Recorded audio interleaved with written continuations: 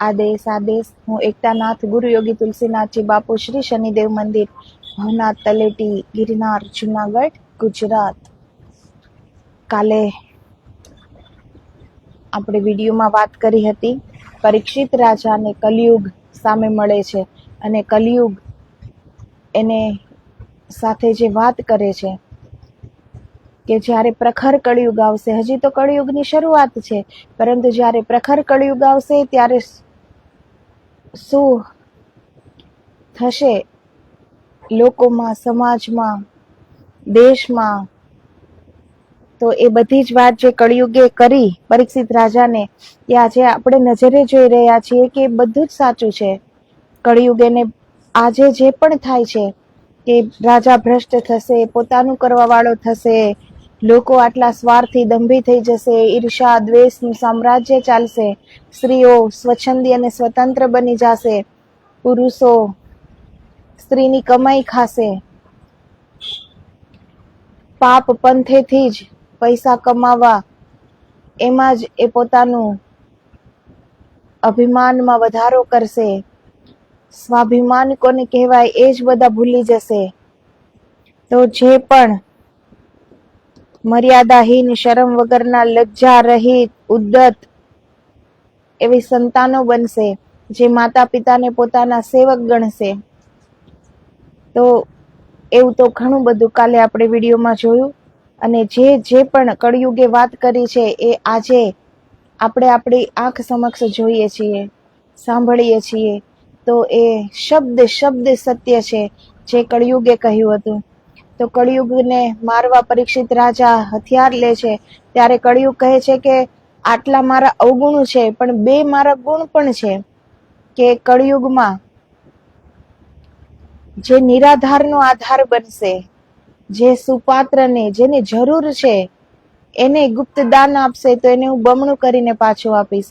અને બીજું જે સતયુગમાં, દ્વાપરમાં,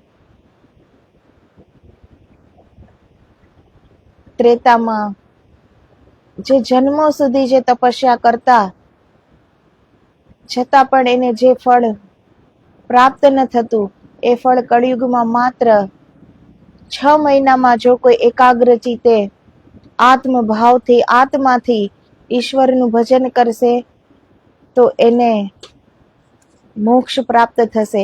તો આ 2 ગુણ કળિયુગ એને કહે છે પરીક્ષિત રાજાને। તો હવે આપણે આગળ જોઈએ।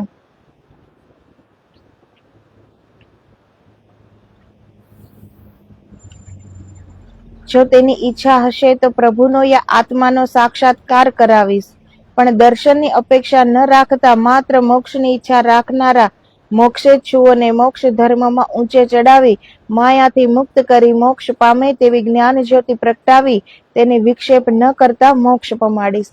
તો જે લોકો જે મોક્ષના આકાંક્ષી છે, જે પાત્ર છે, સુપાત્ર છે, એને એ વિક્ષેપ નહીં કરે અને મોક્ષ સુધી લઈ જશે।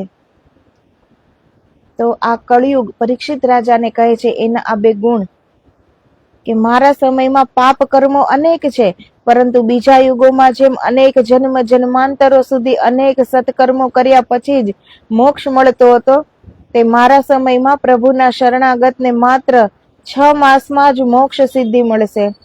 આ મારા 2 મહાન ગુણો જોઈ મને છોડી નહીં મૂકો તો મારા સમયમાં મોક્ષ પ્રાપ્ત કરવા કેટલાક મહાન પુરુષો હયાત રહ્યા છે વા પાછળથી ઉત્પન્ન થવાના છે, અને જેઓ કેટલાક જન્મો સુધી મહાન તપ, યજ્ઞ, જ્ઞાન આદિ કર્મો કર્યા પછી છેલ્લું એકનિષ્ઠ ધ્યાન કરીને મોક્ષ પ્રાપ્ત કરવા મારા સમયમાં સ્વકલ્યાણ માટે આવવા ઈચ્છે છે, તે તમામ આત્માઓનો મારા મૃત્યુથી જો મોક્ષ નહીં થાય તો તેનું ઘોર પાપ આપને શિરે લાગશે।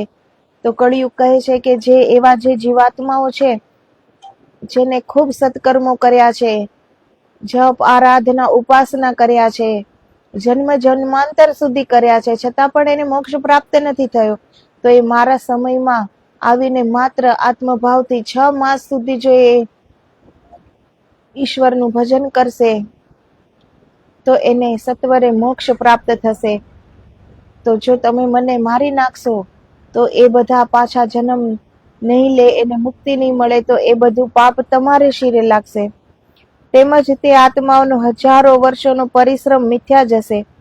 તો તેવા આત્માઓ તમારી ઉપર ઘૃણા અને શ્રાપ વરસાવે એવું જો ઈચ્છતા હો તો મારો ખુશીથી વધ કરો. આ સાંભળી પરીક્ષિતે કળીને જીવતો છોડી દીધો. એટલે કળિયુગ ખડખડાટ હસ્યો. પરંતુ તે સમયે પરીક્ષિતને ઉનાળાનો સમય હોવાથી અત્યંત તૃષા લાગી. તેથી અશ્વારોહણ કરી જળનું ઝરણું શોધવા લાગ્યો. કળિયુગ સામે ઉભો છે તો એનો થોડો પ્રભાવ તો પરીક્ષિત રાજામાં તત્ક્ષણ આવે જ ને. એટલે એને કળિયુગને છોડી દીધો, માર્યો નહીં. કળિયુગની વાતમાં આવી ગયા. ત્રિશાતુર પરીક્ષિત જળનું ઝરણું શોધે છે, પણ જળ ન મળતા દૂર એક ઝૂંપડી દેખે છે. તે ઝૂંપડીમાં પરમ તેજસ્વી શમિક નામના શાંત, મૌન, વૈરાગ્ય વૃત્તિવાળા તપસ્વી તપ કરતા હતા. તેમજ તે ઋષિ સમાધિમાં હોવાથી તેમનો દેહ દેખાવ પૂરતો જ હતો. તેમને માત્ર શ્વાસોશ્વાસ ચાલતા હતા. સમાધિ એવી સ્થિતિ છે કે આપણને લાગે કે સામે એ ધ્યાનમાં બેઠા છે, એને અમે કંઈક બોલાવશું તો એ જાગી જશે, આંખ ખોલી દેશે, એ સાંભળે છે. પરંતુ સમાધિની એવી સ્થિતિ છે કે ખાલી એનું શરીર ત્યાં હોય છે. એ શરીર ખાલી શ્વાસોશ્વાસ લેતું હોય છે. બાકી એ સમાધિમાં કહે છે ને કે યોગીઓ બ્રહ્મરંધ્રમાં પોતાનો જીવ ઉપર બ્રહ્મ તત્વમાં એક કરી દે છે. તો એ બ્રહ્મ ભાવમાં હોય છે. એ શરીર ભાવમાં નથી હોતા, પરંતુ આપણને ખાલી એમ લાગે છે કે એના શરીરમાં છે. તો જે સમાધિમાં બેઠા હોય છે એને પછી કઈ ખ્યાલ નથી હોતો, બહારિક દુનિયાનો, બહારિક કંઈ પણ એને પછી ખ્યાલ નથી હોતો. એવા શમિક મુનિ પરમેશ્વરના ધ્યાનમાં એટલા નિમગ્ન અને ગરકાવ થઈ ગયેલા હતા કે તેમનો દેહ જડ કાષ્ટવત થઈ ગયેલો હતો. પોતાના રાજ્યમાં આ ઋષિનો આશ્રમ આવેલો હોય પરીક્ષિતે હું અહીંનો રાજા છું એવી ગર્વિત ભાવનાથી ઋષિને જગાડવા પ્રયત્ન કર્યો. ઋષિને હલાવ્યા, ઢંઢોળ્યા, છતાં સમાધિમાં તન્મય એવા ઋષિએ કંઈ જવાબ ના આપ્યો. તેથી પરીક્ષિતે ઋષિ મહારાજ મને પાણી આપો, ઋષિ મહારાજ મને પાણી આપો, હું પરીક્ષિત છું, મારું ગળું સુકાય છે, પ્રાણ જાય છે, ઉઠો, આમ કઈ વારંવાર ઢંઢોળ્યા છતાં ઋષિ ન બોલ્યા. ત્યારે પરીક્ષિતને ગર્વાંધતાથી ક્રોધ પ્રગટ્યો. કળિયુગનો તાત્વિક અર્થ એ છે કે જે સદબુદ્ધિને નષ્ટ કરે, દુર્બુદ્ધિને વ્યાપ્ત કરે, કુમાર્ગ પ્રિય લગાડે, સન્માર્ગ છોડાવે, નિરાભિમાનીપણાનો સદગુણ દૂર કરાવી જે અહંકારમાં મગ્ન કરે અને સ્વધર્મથી વિમુખ કરે તેનું જ નામ કળિયુગ છે. કળિયુગે છેલ્લું હાસ્ય કરી પરીક્ષિતને ગર્ભિત સૂચના આપી હતી કે મારો ચોટલો પકડી મને મારવા આવનાર પરીક્ષિત, હું તને પણ છોડવાનો નથી. અર્થાત તું મારા પંજામાં આવીશ ત્યારે તારામાં અહંકાર ભરાશે, તે સમયે મારું પરાક્રમ જોજે. આ રીતે પરીક્ષિતમાં રાજા તરીકેનો અહંકાર પ્રવેશેલો હતો. તો એ કળિયુગની અસરથી કળિયુગનો પ્રભાવ થઈ ચૂક્યો પરીક્ષિતમાં. એટલે એ હવે સારું શું કરવું શું ન કરવું એ ભૂલી જાય છે અને પોતે અહંકારથી કે હું અહીંનો રાજા છું, મને કેમ જવાબ ન આપે, તો એને અહંકાર વશ એ કેવી ભૂલ કરે છે. તેથી પરીક્ષિતને લાગ્યું કળિયુગે તેના મન ઉપર કાબુ જમાવ્યો, તેની બુદ્ધિનું પરિવર્તન કર્યું. તેથી પરીક્ષિતને લાગ્યું કે આ અભિમાની તપસ્વી મારી વાત સાંભળવા માંગતો નથી અને મને પાણી આપવામાં તેનું હીનત્વ સમજે છે, તેથી બોલતો નથી. તો પરીક્ષિત રાજા કળિયુગના પ્રભાવથી એમ ન સમજી શક્યા કે આ મહાન ઋષિ છે એ પોતાના સમાધિમાં, એ બ્રહ્મ ભાવમાં લીન છે, અહીં એ શરીરમાં છે જ નહીં, એવું એ સમજી ન શક્યા, વિચારી ન શક્યા. અને દુર્બુદ્ધિ સૂજી કે આ ઋષિ મારું અપમાન કરે છે કે હું આટલા એને બોલાવું છું તો પણ એ બોલતા નથી, મને પાણી આપતા નથી. તો એને અહંકાર ભાવના જાગે છે, માટે એને શિક્ષા કરવી જોઈએ, પરંતુ તે બ્રાહ્મણ હોવાથી મારાથી તેનો વધ થાય નહીં. હવે શું કરવું એમ વિચારતો હતો. તેવામાં કળી પ્રાબલ્યથી એક મૃત સર્પ તેને જોવામાં આવ્યો. તે સર્પને ધનુષ્યની અણી વડે ઉપાડી પરીક્ષિતે શમિક ઋષિના ગળામાં વીંટાળ્યો. તે પછી તૃષાતુર હોવાથી પરીક્ષિત મારતે ઘોડે પોતાના નગર તરફ ચાલ્યો. માર્ગમાં જ તૃષા મટી ગઈ, કેમ કે આ ખરેખર તૃષા ન હતી. તો આવી જે તૃષા લગાડી હતી, કળિયુગનો પ્રભાવ હતો. આ કળિયુગને એની પાસે આ દુષ્કર્મ કરાવવું હતું, એટલે એને એટલી પ્યાસ લાગી હતી. જ્યારે મરેલો સર્પ શમીક ઋષિના ગળા પર વીંટાળીને એ પોતાના રાજ્ય તરફ જાય છે, તો રસ્તામાં જ એની પ્યાસ મટી જાય છે. માર્ગમાં જ તૃષા મટી ગઈ, કેમ કે આ ખરેખર તૃષા ન હતી, પણ કળીના બળથી તૃષા વ્યાપ્ત થઈ હતી. શમીકનો પુત્ર શૃંગી કુમાર, કે જે બ્રહ્મદેવની પાસે રહી સેવા કરતો હતો, તે યોગાદિની કેટલીક સિદ્ધિઓ પ્રાપ્ત કરીને પોતાના ગુરુ બ્રહ્મદેવની આજ્ઞાથી ઘેર આવતો હતો. તો બ્રહ્મદેવની સેવામાં હતા, બ્રહ્મદેવના શિષ્ય હતા, તો એની પાસે સિદ્ધિની તો કઈ કમી હોય નહીં. તો એ કેટલી સિદ્ધિઓ અને યોગો પ્રાપ્ત કરીને પોતાના પિતાના આશ્રમમાં આવતા હતા. તેણે ક્રીડા કરતા એક કૃષ્ણ નામના ઋષિપુત્રની ક્રીડા જોઈ. શૃંગીએ આ મોહાંધ વિષયાંધ ઋષિપુત્ર તરફ ઘૃણાભરી નજરથી જોઈને દ્રષ્ટિ ફેરવી નાખી. ત્યારે કૃષે કહ્યું, હું તો ક્રીડામાં આસક્ત છું, તેથી યોગ્ય બ્રહ્મચર્ય પાલન કરતો ન હોવાથી શરીરે સુકાઈને કૃશ થઈ ગયો છું. કિંતુ તું મોટી ઉંમરનો થઈ સંયમી રહી બ્રહ્મચર્ય પાળીશ એમ માની અભિમાન કરે છે, પણ તારો ગર્વ નિરર્થક છે. તો કળિયુગ પૃથ્વી પર આવી પહોંચ્યો છે, તો એની અસર બધામાં છે. બ્રહ્માજી પાસેથી વિદ્યા શીખીને આવે છે, સિદ્ધિઓ શીખીને આવે છે, યોગ યોગાદિ શીખીને આવે છે, છતાં એક બીજા ઋષિ એક ક્રીડા કરતા હતા, તો એક ઘૃણાસ્પદ એની સામું જોવે છે. એટલે એ ઋષિ કહે છે કે તને મનમાં એ અહંકાર વ્યાપ્ત થયો છે કે હું આજે બ્રહ્મચારી છું, તો ભવિષ્યમાં પણ હું બ્રહ્મચારી જ રહીશ. શું એવું તમને અભિમાન થઈ ગયું છે? પણ તારો એક ગર્વ નિરર્થક છે. એક ક્ષણ પછી પણ શું થવાનું છે કોઈને ખ્યાલ નથી. હર પલ જે સજગતાથી જે જીવતો હોય તો અલગ વાત છે, પરંતુ એ માટે તો એ બ્રહ્મ ભાવમાં જીવવું પડે છે. થોડું પણ શરીર ભાવમાં કે મન ભાવ આવતા જ એ જ વાસના વિકાર, એ જ ઈચ્છાઓ મનોકામનાઓ થી આપણે ઘેરાઈ જઈએ છીએ. તો આપણે કાલનું ગર્વ ન કરવું જોઈએ. કાલે આપણાથી શું થવાનું છે એ આપણને પણ ખ્યાલ નથી હોતો.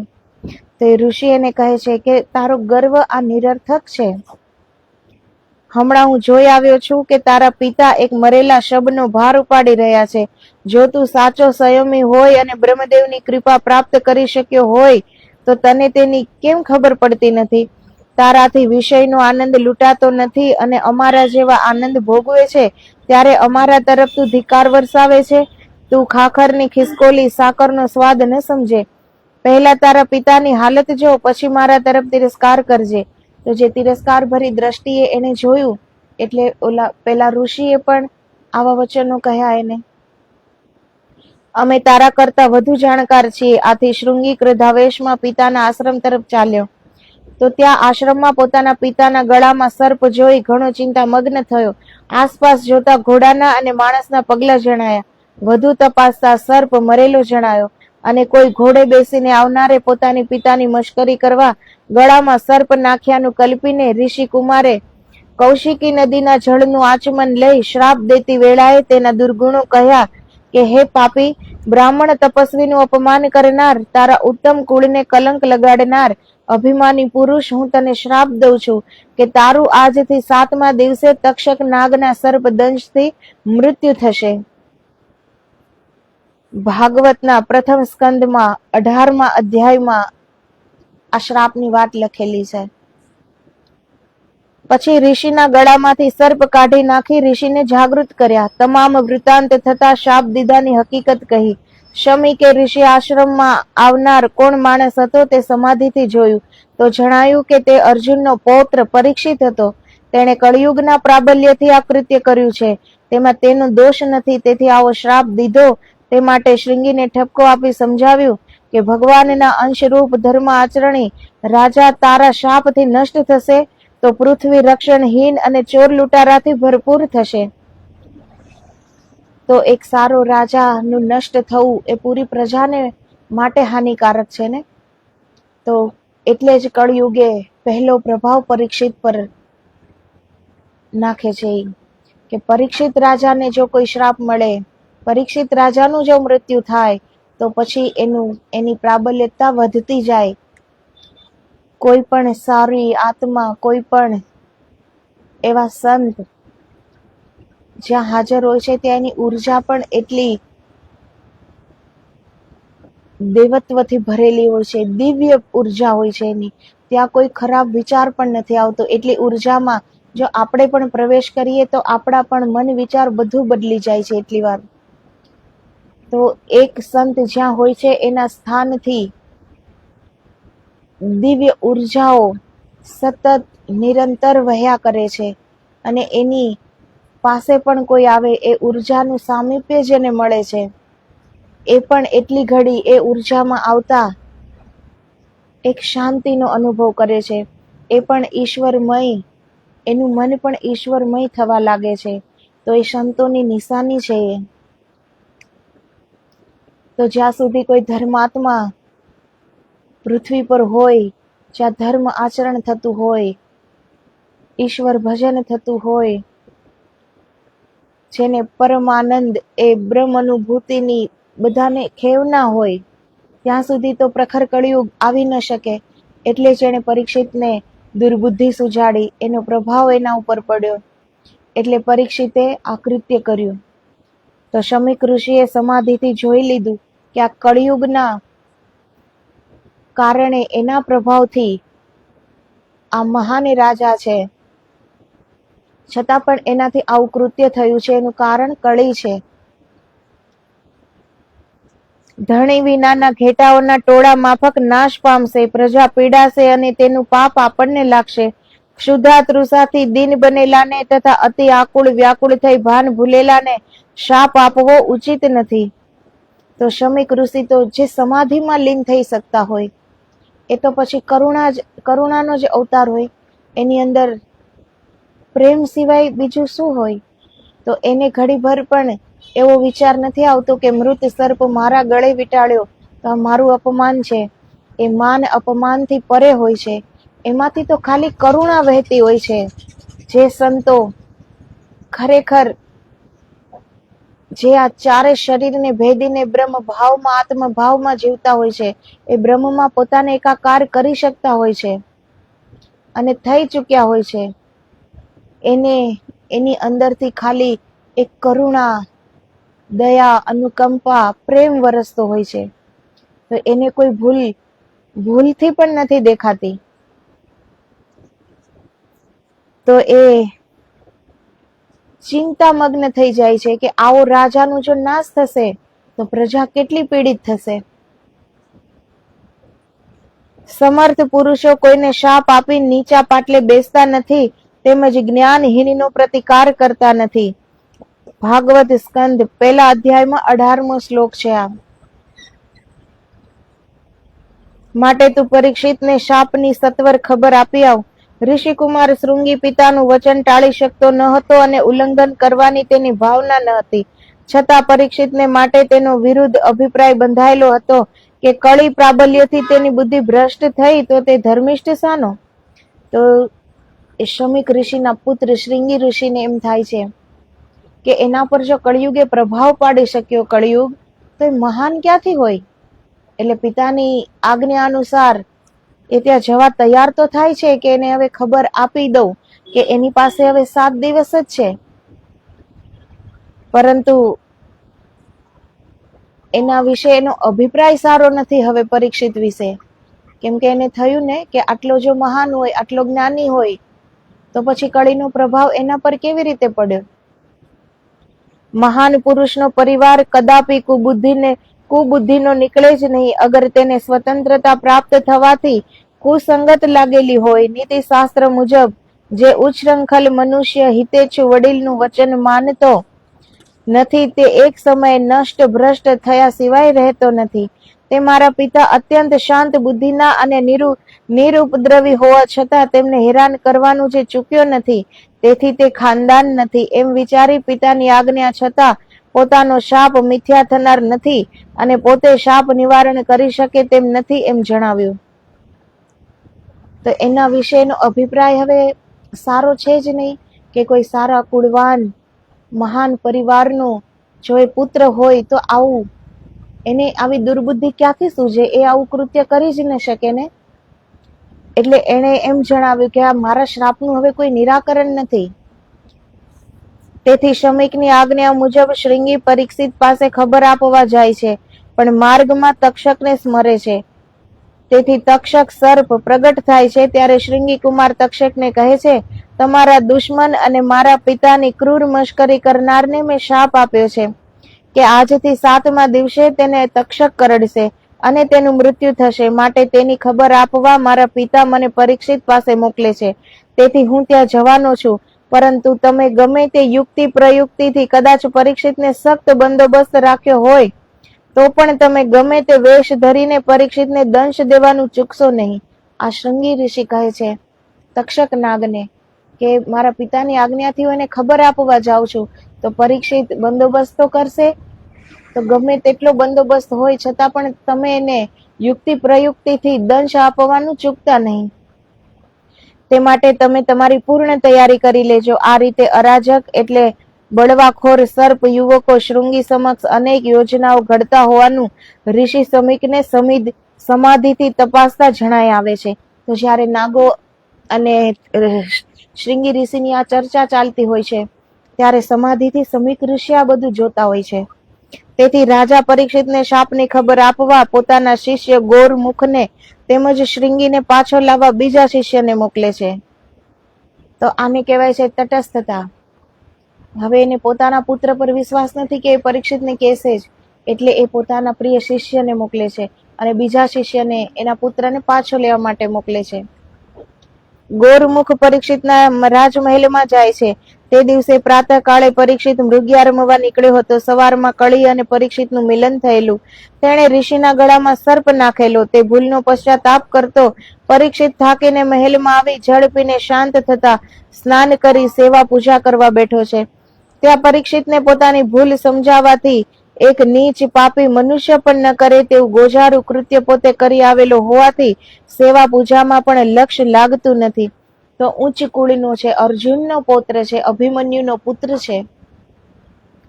શ્રી કૃષ્ણ પ્રભુ ની બહેન સુભદ્રા અને અર્જુન એનો પુત્ર અભિમન્યુ અને અભિમન્યુનો પુત્ર અભિમન્યુ અને ઉત્તરાનો પુત્ર છે પરીક્ષિત.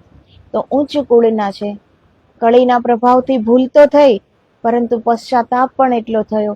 પોતાની જાતને કેટલી એને નીચી સમજી કે આવું તો કોઈ નીચી જાતિની વ્યક્તિ પણ આવું કૃત્ય ન કરે જે કૃત્ય મેં કર્યું છે. તો એ પછતાવો કરે છે. ચિંતા મગ્ન અને ઉદાસ થઈ પરીક્ષિત મનમાં પોતાના આત્માને કહેવા લાગ્યો કે અરે મૂર્ખ પરીક્ષિત, પૂજવા યોગ્ય ગુરુ સમાન નિરપરાધી બ્રાહ્મણ તરફ તે અનાર્યની પેઠે શા માટે આવું આચરણ કર્યું? તે ઈશ્વરની અવજ્ઞા કરવા જેટલું પાપ કર્યું છે. તેથી ન્યાય પ્રમાણે તને અલ્પ સમયમાં જ અપાર દુઃખ પ્રાપ્ત થવું જોઈએ. તો ભૂલ તો માણસ માત્ર ભૂલને પાત્ર, ભૂલ તો બધાથી થાય છે, પરંતુ એ ભૂલનો સ્વીકાર, એ ભૂલનો જે સ્વીકાર કરી શકે તે મહાન કહેવાય છે અને તે માનવ કહેવાય છે. પ્રાણીઓમાં એ ઇન્દ્રિયની કમી હોય છે. એનાથી કોઈ ભૂલ થઈ જાય તો એને એ વિચારવાની એ ઇન્દ્રિય છે નહીં કે આ મારી ભૂલ છે. પરંતુ મનુષ્ય પાસે સર્વ ઇન્દ્રિયો છે. તો જે મનુષ્ય ભૂલ કરીને પણ સમજતો નથી કે આ મારી ભૂલ છે, એ ખરેખર તો માનવ જ નથી. મહાન તો દૂરની વાત રહી, પણ એ માનવ પણ નથી કહેવાતો. તો પરીક્ષિત રાજા તો ઉચ્ચ કુળના છે. તો એ પોતાને જ ઘૃણા કરે છે અને પોતે જ કહે છે કે મને અલ્પ સમયમાં આનો દંડ મળવો જોઈએ, મને અપાર દુઃખ પ્રાપ્ત થવું જોઈએ. કેટલો પછતાવો છે પરીક્ષિત રાજાને. અને અતિ કઠિન દુઃખ તને પોતાને વિના સંકોચે પ્રાપ્ત થાવ કે જેથી ફરી આવું પાપ ન થાય, તેમજ મારી માફક કોઈ મૂર્ખ આવું પાપ ન કરે, માટે મને કઠોર સજા પ્રાપ્ત થાવ. તો એ ઈશ્વરને પ્રાર્થના કરે છે કે મને કઠોર સજા પ્રાપ્ત કરાવો, કે મને જોઈને બીજાને ખ્યાલ આવે કે આવું કૃત્ય ન કરાય. પ્રભુને પ્રાર્થના કરવા લાગ્યો, કેમ કે તે સમયમાં કોઈ પોતાનું પાપ ન છુપાવતા પ્રગટ કરી દેતા હતા. મેં હેરાન કરી કોપાવેલ બ્રાહ્મણનું કુળ રૂપ અગ્નિ આજે જ મારા રાજ્યને, સૈન્યને, સમૃદ્ધિને, ધન ભંડારને અને મને ભસ્મ કરી નાખો, કે જેથી મને દુષ્ટને ફરી દેવ, બ્રાહ્મણો અને ગાય પ્રત્યે આવી બુદ્ધિ ન થાય. કેટલો પશ્ચાતાપ કે એ ઈશ્વરને પ્રાર્થના કરે છે કે મને અપાર દુઃખ પ્રાપ્ત થાય, કઠોરમાં કઠોર દંડ મને પ્રાપ્ત થાય. અત્યારે જ આ રાજ વૈભવ, આ સમૃદ્ધિ, ધન સંપત્તિ અને મને પણ આગ લાગી જાય, અમે પણ ભસ્મીભૂત થઈ જઈએ, મારું સર્વસ્વ ભસ્મીભૂત થઈ જાય. તો એ પોતે આ દંડ માંગે છે. ખાલી સર્પને પણ એણે માર્યો નથી, એ સર્પ મરેલો જ હતો, પરંતુ એ મૃત સર્પ એણે શમીક ઋષિના ગળામાં પહેરાવ્યો. આજનું કોઈ હોય તો એને એ ભૂલ પણ ન લાગી હોય, પણ આ એ સમય હતો જ્યારે હજી કળિયુગની શરૂઆત હતી. તો એને પોતાને એ દંડ આપવા ઈશ્વરને પ્રાર્થના કરે છે કે કઠોરમાં કઠોર દંડ આપો, કે જેથી બીજા મને જોઈને આવી ભૂલ ન કરે. આને કહેવાય છે એક રાજા, એક ન્યાય પ્રિય રાજા, જે પોતાને પણ પોતાની એક આવી નાની ભૂલ, પણ પોતાની જે ભૂલ થઈ છે એનું પણ એ દંડ ભોગવવા તૈયાર છે, પોતાનું સર્વસ્વ ગુમાવવા તૈયાર છે. તો એ કેટલો તટસ્થ વ્યક્તિ હશે, કેટલો મહાન એ વ્યક્તિ હોય, એના ન્યાય કેટલો તટસ્થ હશે કે એ પોતાને પણ માફી નથી દેતા.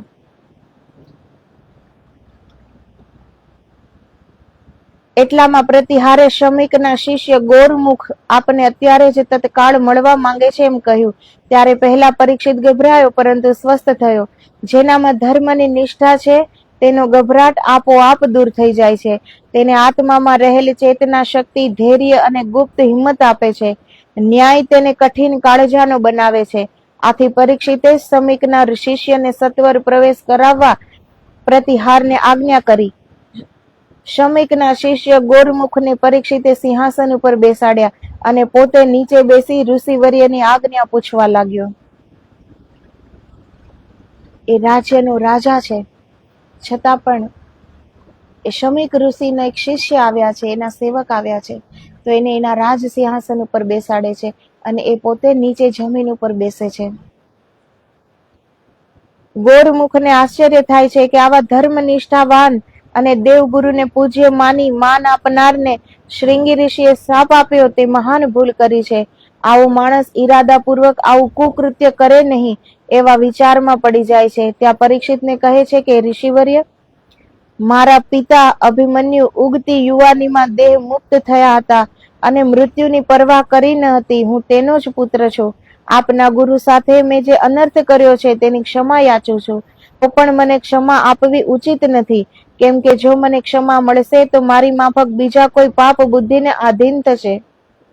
આ પરીક્ષિત રાજાના વાક્ય છે કે ભરી યુવાનીમાં અભિમન્યુ કેટલા શૂરવીર હતા. એને મારવામાં કૌરવો, કર્ણ, મહારથી કર્ણ અને કેટલા રાજાઓ એને ઘેરીને ઉભા છે. કૌરવનું સૈન્ય ઘેરીને ઉભું છે. હજી ઉગતી વયનો યુવાન છે અભિમન્યુ, છતાં પણ કોઈ ડર રાખ્યા વગર એમાં પ્રવેશી જાય છે અને એક શૂરવીરની માફક એનું મૃત્યુ થાય છે, કે જેને મારીને બધાની નજર ઝૂકી જાય છે. એવા અભિમન્યુનો પુત્ર છે પરીક્ષિત. એ ક્ષમા યાચે છે, પણ ક્ષમા માંગતા નથી કે મને ક્ષમા આપી દો. એ કહે છે કે મને ક્ષમા કરવો ઉચિત નથી, કેમ કે અગર મને જો આ પાપની ક્ષમા મળી ગઈ તો બીજા પણ પાપ કરવામાં વાર નહીં કરે હવે. પરંતુ મને જ ક્ષમા ન કરો, આ પાપનો દંડ મને આપો, તો જ બીજાઓને પણ ખ્યાલ આવશે કે આવા કૃત્ય ન કરવા જોઈએ. ગુરુવર્ય પવિત્ર ઋષિઓની અવજ્ઞા કરશે. હું પણ ક્ષમા યાચી મારી નિર્માલ્યતા બતાવવા ઈચ્છતો નથી. ગુનેગારને સજા ન થાય તો ન્યાયનું પવિત્ર સૂત્ર જળવાય નહીં. મારા પિતા કે જેમને પોતાના પુત્રનું મુખ જોવાનું સદભાગ્ય પ્રાપ્ત થયું ન હતું, ત્યારે મારો પુત્ર જન્મેજય અદ્યાપી નાનો છે, છતાં બુદ્ધિ કૌશલ્ય વાળો હોય. મેં તેને રાજ્ય કારોબારમાં અને શસ્ત્ર વિદ્યામાં નિપુણ બનાવ્યો છે. મેં તેને વ્યવહાર કુશળ બનાવવા રાજ્ય વહીવટ સોંપી દીધો છે. કેવો ન્યાય છે! એને ખ્યાલ છે કે હવે મને આનો મૃત્યુદંડ જ મળવાનો છે, એટલે સામેવાળાને પણ ઓલું ન થાય કે આ હું આવા ધર્મનિષ્ઠ વ્યક્તિને હું શું કહેવા આવ્યો છું. તો એ પોતે જ આ વાત કરી નાખે છે કે તમે મને ક્ષમા આપતા નહીં. હું ક્ષમા યાચું છું, પણ હું ક્ષમા માંગતો નથી કે મને માફ કરી દો. એમ નથી કેતો, હું દંડ માંગુ છું કે મારા અપરાધનો મને દંડ મળવો જોઈએ. મારા પિતાનું મૃત્યુ થયું ત્યારે, જ્યારે અભિમન્યુનું મૃત્યુ થાય છે ત્યારે પરીક્ષિત રાજાનો જન્મ નહોતો થયો. તો અભિમન્યુએ પરીક્ષિતનું મુખ નહોતું જોયું, એના જ પુત્રનું મુખ એણે નહોતું જોયું અભિમન્યુએ, છતાં પણ એ મૃત્યુથી ડર્યા નથી. તો મારે તો મારો પુત્ર ભલે નાનો છે જન્મેજય, છતાં મેં એને બધું સોંપી દીધું છે. શસ્ત્ર શાસ્ત્રમાં નિપુણ બનાવ્યો છે, રાજ કારોબારમાં નિપુણ બનાવ્યો છે.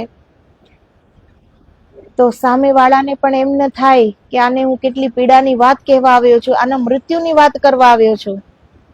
તો એને પણ તકલીફ ન થાય, એને પણ દુઃખ ન થાય, એના પણ હૃદયમાં કઈ એવું ન થાય કે આ મારાથી કેવો દોષ થાય છે કે આવા વ્યક્તિને હું એની મૃત્યુની ખબર આપવા આવ્યો છું. તો પરીક્ષિત રાજા સામેથી એને મૃત્યુ દંડ જ માંગે છે એની પાસે.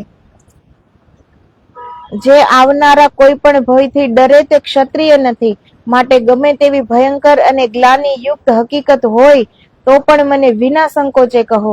આપનો કે આપના ગુરુનો કોઈ નિશ્ચય ફેરવાશે નહીં. ગોરમુખે કહ્યું, જેમના ગળામાં તમે મૃત સર્પ નાખ્યો હતો તે સમાધિસ્થ મૌન વૃત્તિ ધારી શમીકે મને આપની પાસે મોકલ્યો છે. સાથી કે મારા ગુરુપુત્ર શ્રીંગીએ આપને શ્રાપ દીધો છે. ગુરુજીએ તેમને ઘણું સમજાવ્યા છતાં તેમણે શ્રાપ નિવારણ કર્યો નહીં. તેથી મને આપને ખબર આપવા મોકલ્યો છે. મારા ગુરુપુત્ર શ્રીંગીએ તમને એવો શ્રાપ દીધો છે કે આજથી 7મે દિવસે તમને સર્પરાજ તક્ષક કરડશે અને તમારું તત્કાળ મૃત્યુ થશે. તો પછી એ ગોરમુખ એને આ સૂચના આપે છે કે મારા ગુરુપુત્રે તમને આવો શ્રાપ આપ્યો છે. તો આજના સમયમાં આપણે કહીએ છીએ ને કે પછી બધા પછતાય છે મા બાપો પોતાના સંતાનોને જોઈને, પરંતુ એની ભૂલોને ઢાંકવા વાળા પણ મા બાપ જ હોય છે ને. એટલે જ વાત છે કે પ્રેમનો અંચળો ઓઢી મા બાપને એમ થાય છે કે મારું સંતાન નાનું છે, ભૂલ થઈ ગઈ, હવે નહીં કરે એવું જાતે માની લે છે. પરંતુ એક ભૂલ થાય ત્યારે જ એને એ ભૂલની જે કૃત્ય કર્યું છે એના જેવી જ જો એને સજા મળી જાય તો બીજું ભૂલ કરતા એ રોકાશે. એ બીજી ભૂલ કરતા વિચારશે કે હવે આ કરીશ તો પાછું આમ થશે.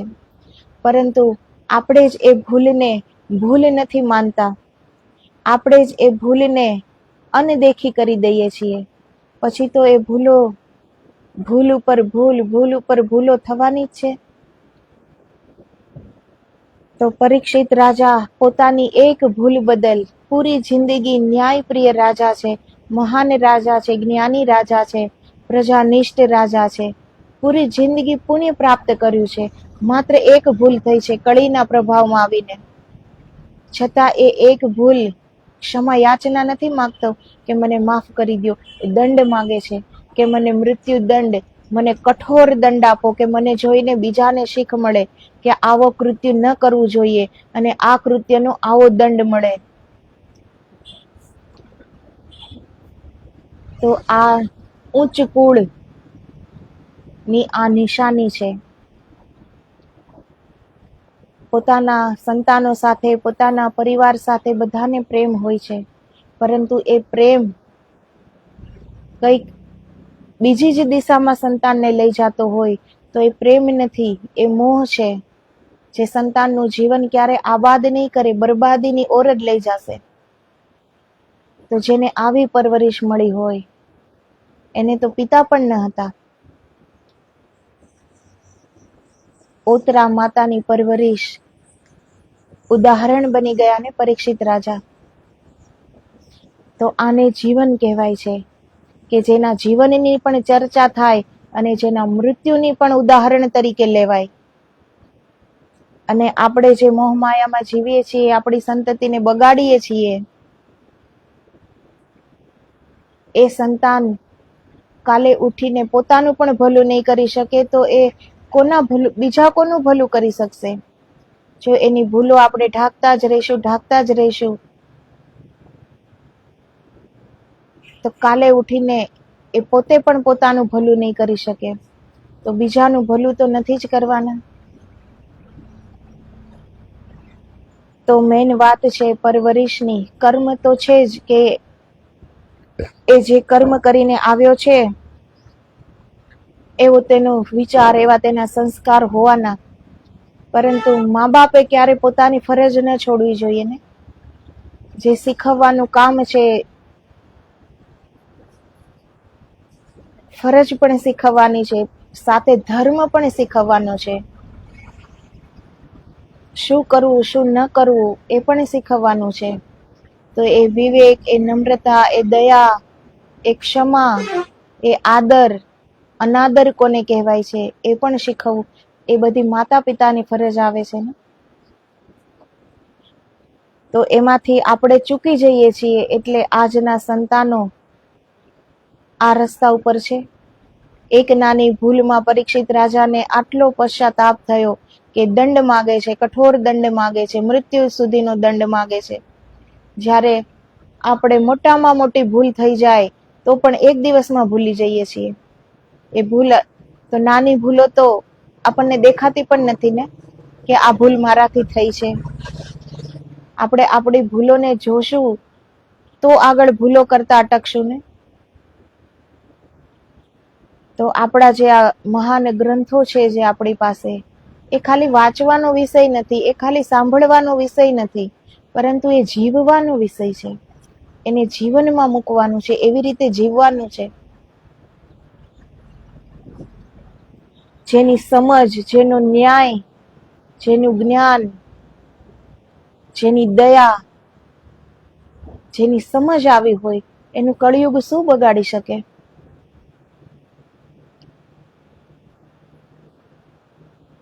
તો પરીક્ષિત રાજાને ગોરમુખ એના 7મા દિવસે તક્ષક નાગના દંશથી મૃત્યુ થશે એ સૂચના આપે છે.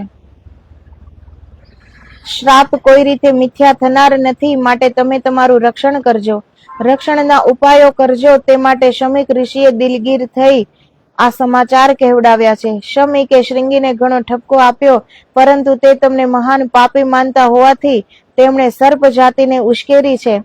તે તમારા ઉપર ગમે તે પ્રકાર વેર લેશે. હવે આપને જે કરવું હોય તે કરજો. એમ કહી ગોરમુખ વિદાય થયા. તેમને પરીક્ષિતે હસતા મુખે પ્રણામ કર્યા. પોતાની મૃત્યુની વાત સાંભળી છે કે 7મા દિવસે મારું મૃત્યુ થશે, છતાં પણ એ ગોરમુખને હસતા મુખે વિદાય કરે છે. મૃત્યુનો ડર નથી, ક્ષત્રિય છે. વીર અભિમન્યુનો પુત્ર પણ એવો જ વીર હોય ને, એને મૃત્યુનો ભય શેનો?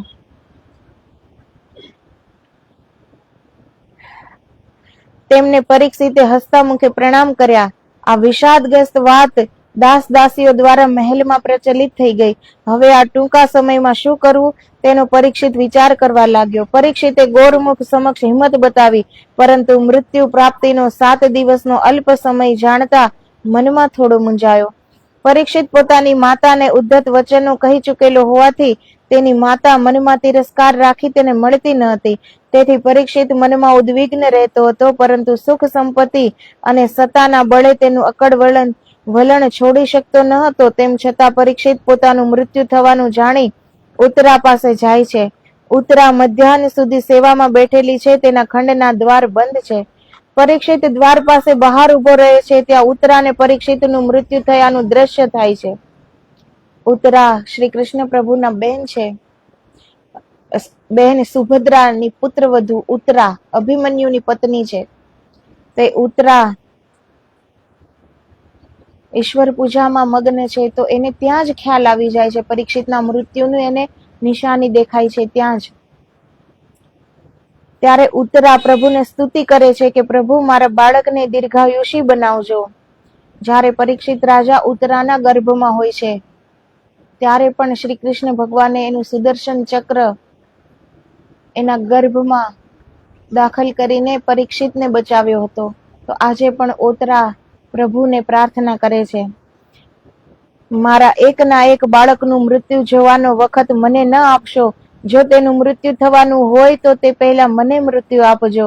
ઉત્તરાને કોઈ દેવી વ્યક્તિ જવાબ આપે છે કે તારા પુત્રે અભિમાનથી ઋષિ પુત્રનો શ્રાપ મેળવ્યો છે, હવે તેનો બચાવ અસંભવિત છે. આ સાંભળતા ઉત્તરા મનમાં જ પરીક્ષિતના વિનાશકારી ઉદ્ધત વર્તન સામે પોતાનો માનસિક પ્રકોપ ઠાલવી કહે છે કે સત્તા સાથે શાણપણ, ધન સાથે નમ્રતા અને સુખ સાથે શાંતિ વસતા નથી.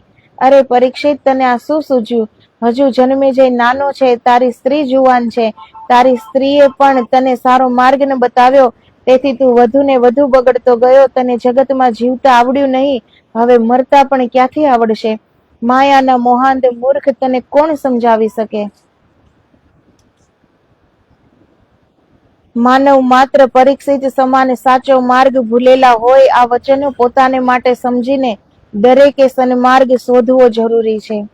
તો આ પરથી માનવ માત્રને શીખ મળે છે ને કે આપણે પણ આવા અભિમાનથી કોઈ એવું કૃત્ય ન થઈ જાય. પરીક્ષિત રાજાને એ સમયમાં ઋષિઓ હતા, એનો શ્રાપ તરત અસર કરતો હતો, એટલે એને 7 દિવસમાં એનું મૃત્યુ થવાનું છે ખ્યાલ આવ્યો. પણ આપણાથી પણ કોઈ દુષ્કર્મ થઈ જાય, આપણાથી પણ કંઈ ખરાબ કૃત્ય થઈ જાય છે, તો એનો દંડ આપણને વહેલો નહીં તો મોડો પણ મળવાનો તો છે જ ને. પરીક્ષિત માતાના ખંડની બહાર દ્વાર પાસે ઉભો રહી આ બધું સાંભળતો હતો. આ વચનો પરીક્ષિતના હૈયાને કોરી ખાવા લાગ્યા. આંખમાંથી ચોધાર આંસુઓ વહી ગયા. પણ હવે શું કરવું અને શું ના કરવું તેનું મનોમંથન ચાલ્યું. તે પછી પરીક્ષિત પોતાના સભાખંડમાં ગયો તો ત્યાં આ હકીકત મંત્રીઓને જાણવામાં આવી. જેમના મુખ પર ઉદાસી છવાયેલી છે તેવા મંત્રીઓ પરીક્ષિતને પૂછવા લાગ્યા કે શ્રાપની હકીકત શું સાચી છે? પરીક્ષિતે હા પાડતા મંત્રીઓએ કહ્યું, અમે બેઠા છીએ ત્યાં સુધી આપને કોઈ પણ ચિંતા કરવાનું કારણ નથી. આપ નગરથી દૂર એક દંડિયા મહેલમાં ગુપ્ત રીતે રહેવા પધારો. પરીક્ષિતે વિચાર્યું કે મંત્રીઓની સલાહ સાચી છે. મૃત્યુ થવાનું હશે ત્યારે થશે, પરંતુ સાવચેત રહેવા ખાતર પરીક્ષિત પોતાના નગર પાસેના બહારના એક દંડિયા મહેલમાં રહેવા ગયો. મંત્રીઓની સલાહ સૂચના મુજબ તેણે ચારે બાજુ પહેરા ગોઠવી દીધા. વિષ ઉતારનારા મંત્ર વેતા વિપ્રોને મહેલની પાસે રાખ્યા. મહેલની આસપાસ 20 હારક ઔષધિઓ ગોઠવી કે જેથી ત્યાં સર્પ આવે નહીં. ત્યાં મહેલમાં પ્રવેશવાની બહારના તમામને મનાઈ કરી દીધી. ફક્ત વિશ્વાસુ મંત્રીઓને અને પોતે સંન્યાસી તથા વિપ્રો તરફ પૂજ્ય ભાવ રાખતો હોવાથી ફક્ત વિપ્રો તથા સંન્યાસીઓને વગર પરવાનગીએ તે મહેલમાં પ્રવેશવાની છૂટ આપી.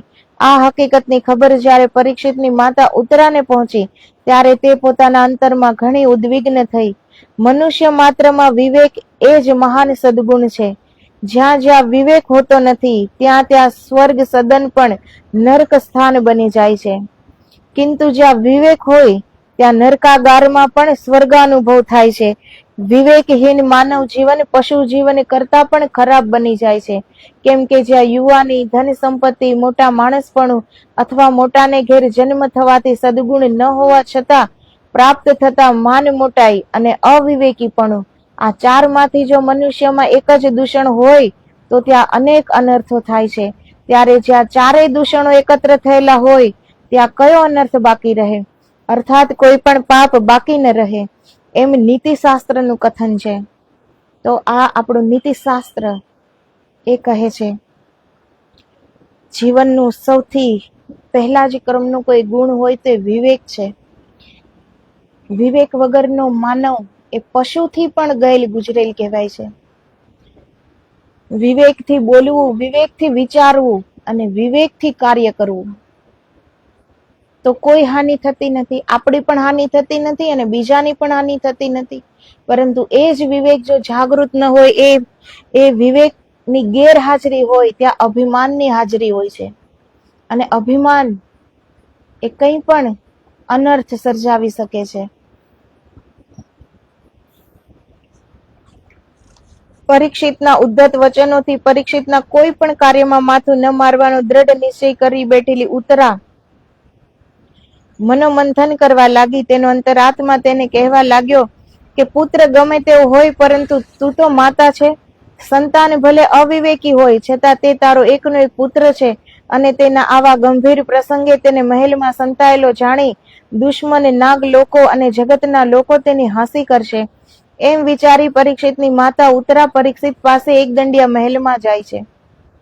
તો હવે પરીક્ષિત રાજા પાસે ઉત્તરા જાય છે.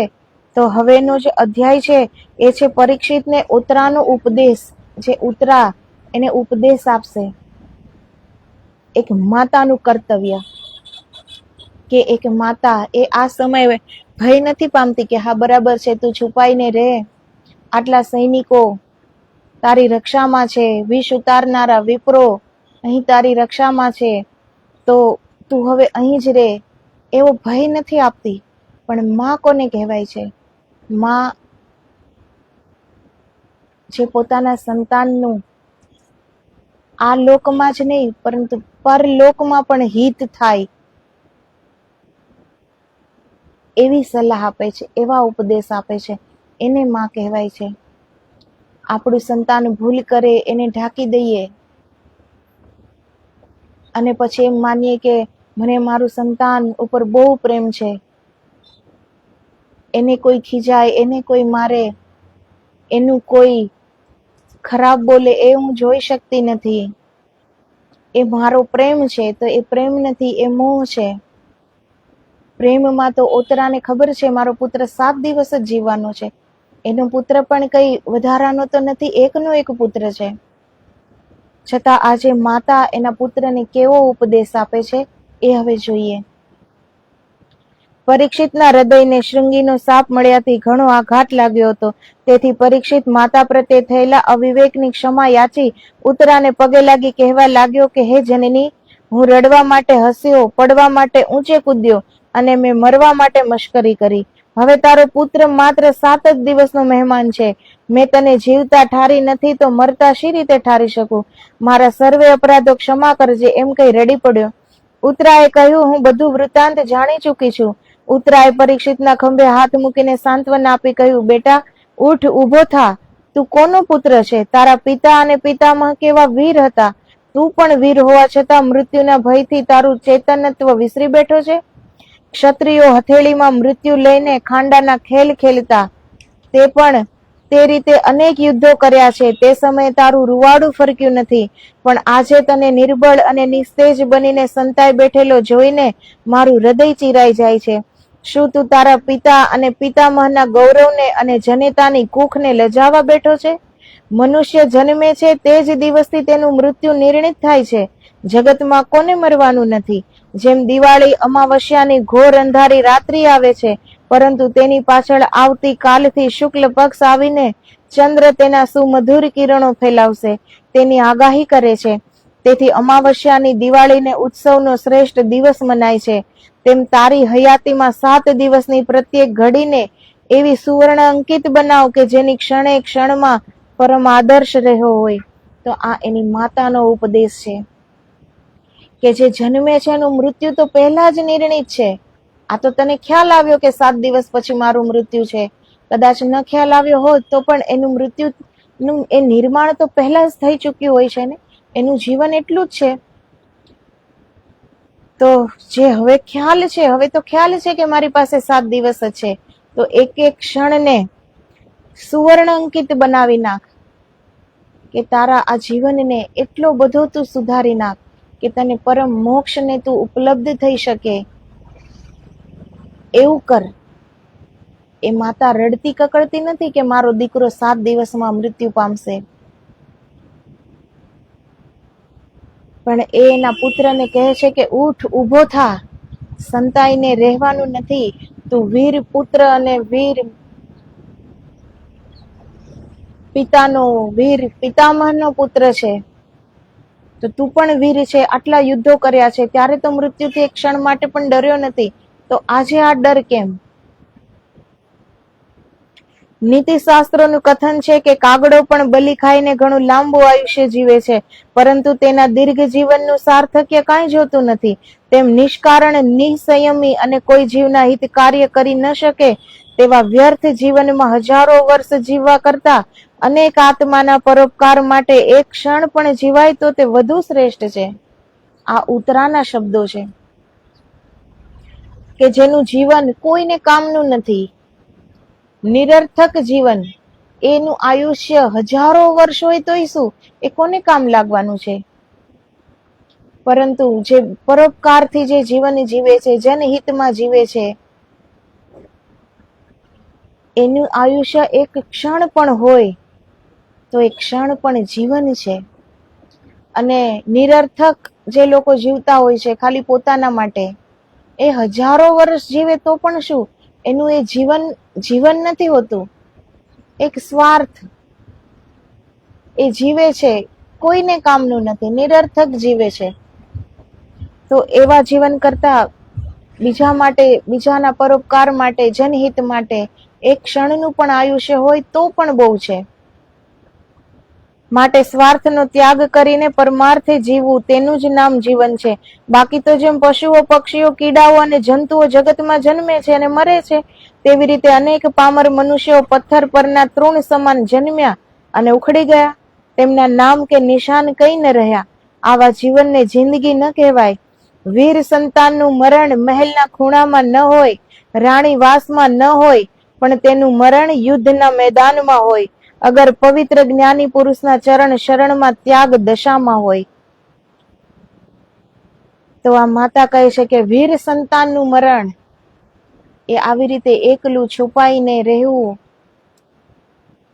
મહેલના ખૂણામાં શું એનું મૃત્યુ હોય? શું વીરપુત્રનું મૃત્યુ રાણી વાસમાં શોભે?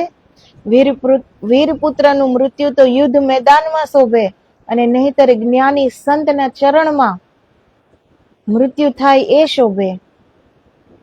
હે પરીક્ષિત, તને કાયરની માફક આંસુ સારતો જોઈ મને એમ થાય છે કે મેં તને 9 માસ પેટ વીંઢાળ્યો અને અનેક દુઃખો વેઠ્યા, તે સર્વ શ્રમ અને આશાઓ નિરર્થક ગયા.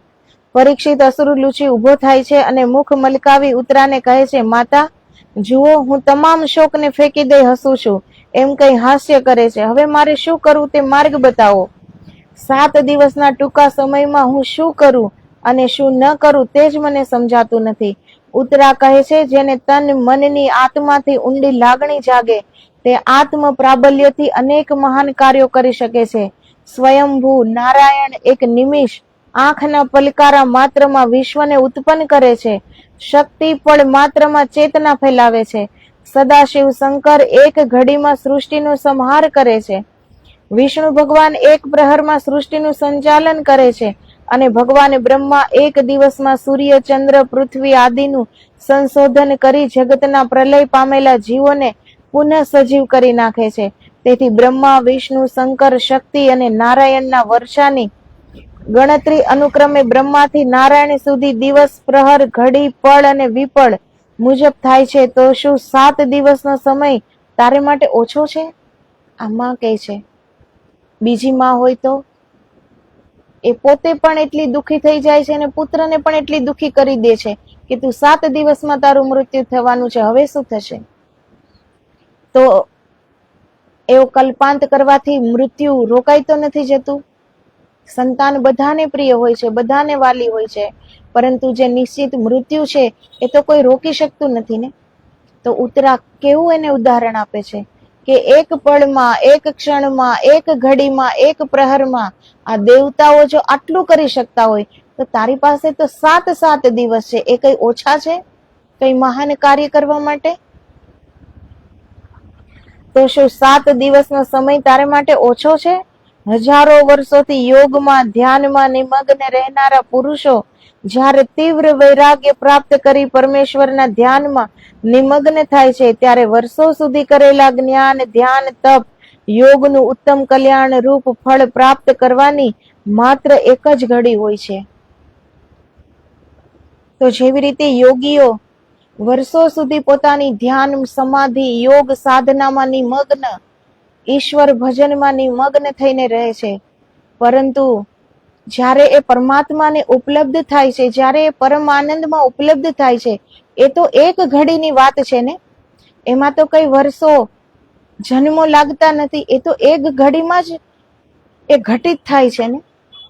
જ્યારે કોઈ જ્ઞાન પ્રાપ્ત કરે છે, જ્યારે કોઈ ઈશ્વરને ઓળખી શકે છે, પોતાને આત્માને ઓળખી શકે છે, પોતાને આત્મા પરમાત્મામાં એકાકાર કરી શકે છે, તો એ તો એક ક્ષણમાં ઘટિત થાય છે ને આ બધું. તો ઓતરા કેટલા મહાન છે, કેટલા જ્ઞાની છે.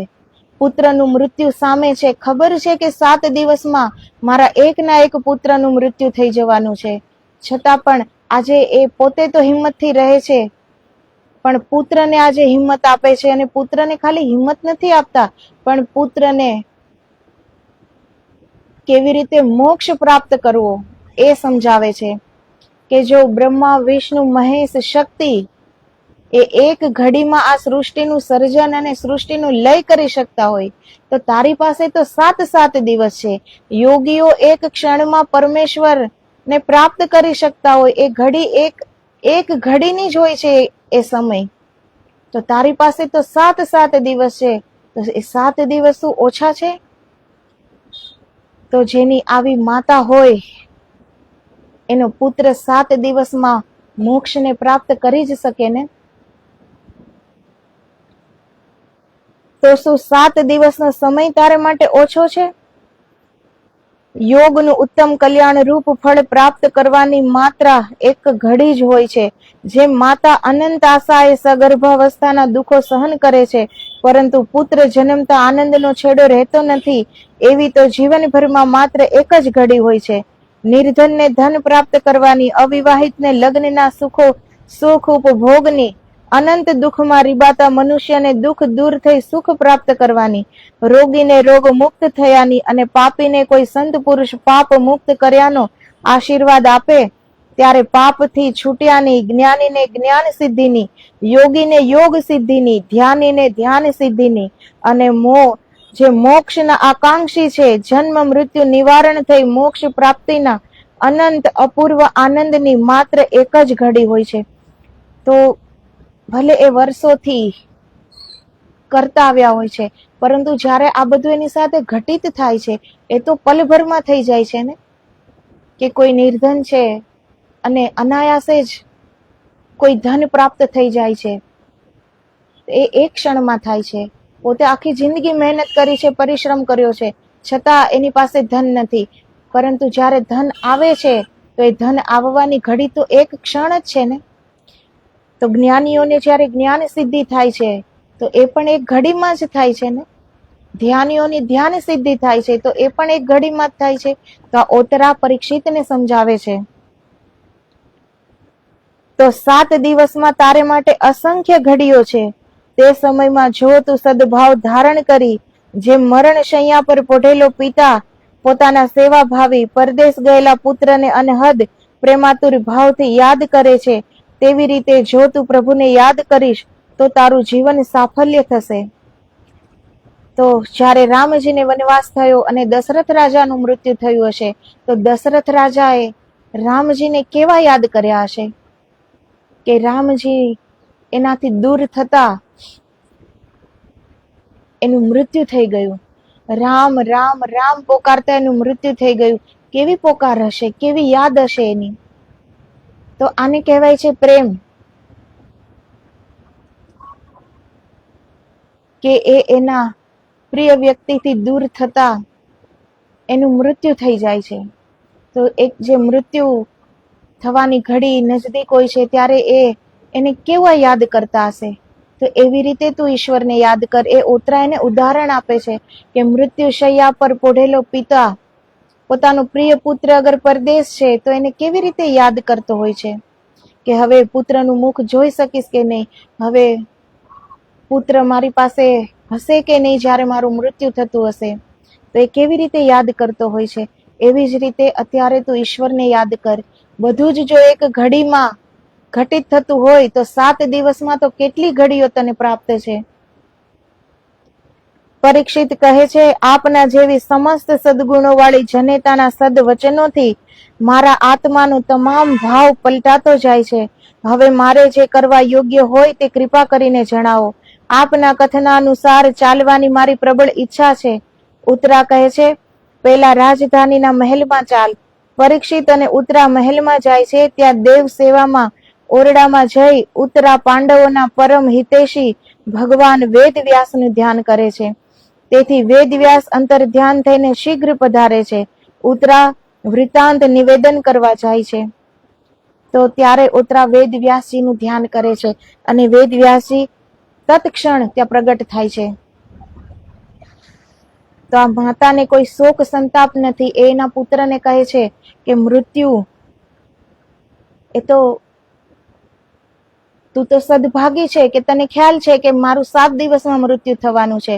બાકી જેને નથી ખબર એનું પણ મૃત્યુ તો થવાનું જ છે ને. તો એ તો પરમ સત્ય છે. મૃત્યુ છે એ પરમ સત્ય છે. તો એનાથી કોઈ ભાગી નથી શકતું. તો ઉત્તરાને એકનો એક પુત્ર છે પણ એના હૃદયમાં જરા પણ શોક નથી. એ એના પુત્રના આત્મકલ્યાણ વિશે ઉપદેશ આપે છે કે મારો પુત્ર આ 7 દિવસમાં મોક્ષ પ્રાપ્તિ કેવી રીતે કરી લે. અને જેના પિતા વીર અભિમન્યુ, જેની માતા ઉત્તરા આટલી મહાજ્ઞાની, એના પુત્રને 7 દિવસમાં મુક્તિ કેમ ન મળે. અને એ કહેવા વાળા શુકદેવજી જે પરમ જ્ઞાની છે, જે પરમહંસોના શિરતાજ છે, એવા પરમ જ્ઞાનીના મુખેથી એ ભાગવત સાંભળે છે. 7 દિવસની અંદર પરીક્ષિત રાજા કોઈ ધ્યાન, સાધના, ઉપાસના, જપ, તપ, આરાધના એટલો સમય એની પાસે નહોતો ને. એને ખાલી એ ભાગવત સાંભળી, પરંતુ સાંભળતા સાંભળતા એની આત્મા પરમાત્મામાં એકાકાર થઈ ગઈ. તો એ કેવું સાંભળ્યું પરીક્ષિત રાજાએ. તો આ બધી કથા, ભાગવત કથા અસંખ્ય વાર આપણે સાંભળીએ છીએ, છતાં પણ જો આપણામાં કોઈ ફરક નથી આવતો તો એ આપણી ભૂલ છે ને. કથા તો વર્ષોથી એક જ કહેવાતી આવી છે. ભાગવત કથા એ એકનો એક જ વિષય છે ને. એ રામાયણ હોય કે ભાગવત હોય કે દેવી ભાગવત હોય કે પરીક્ષિત રાજાને આ 7 દિવસની શુકદેવજીની ભાગવત હોય, પરંતુ પરીક્ષિત રાજાએ કેવી રીતે સાંભળ્યું કે સાંભળતા સાંભળતા મોક્ષ પ્રાપ્ત થઈ ગયો. એ પોતાના શરીરથી, પોતાના આ ચારે શરીરથી ઉપર પરે ઉઠી ગયા. કેટલી 7 દિવસની અંદર શુકદેવજી એની પરીક્ષાઓ લે છે.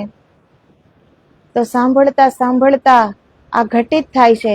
તો પછી અષ્ટાવક્રજીની એ વાત પણ સાચી છે ને કે સમજનું, આપણી જે સમજ છે એને નજરિયો બદલવાની જરૂર છે. તો સાંભળતા સાંભળતા પણ આપણે પરમાત્મા ઉપલબ્ધ થઈ જાય છે.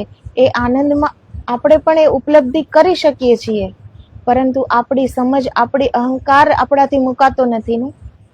બીજાના જે ઉપદેશ છે, કહેવાય છે ને કે જ્ઞાન ખાલી બીજા માટે છે, એ સ્વયંના માટે નથી.